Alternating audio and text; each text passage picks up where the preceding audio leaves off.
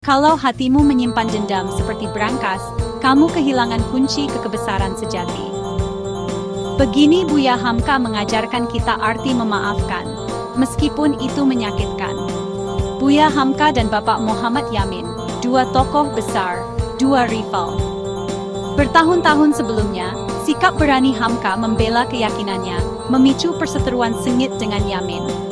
Ketegangan itu membara selama puluhan tahun, tidak pernah benar-benar padam. Tapi kemudian, Yamin sakit parah. Di ranjang kematiannya, dia meminta Hamka, musuh lamanya, untuk berada di sisinya.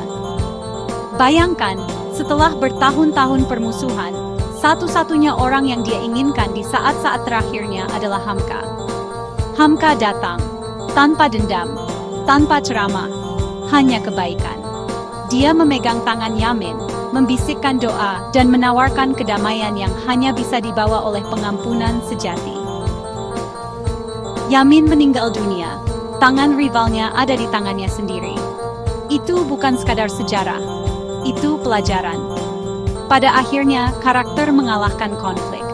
Kebesaran sejati itu ditemukan dalam keberanian untuk memaafkan.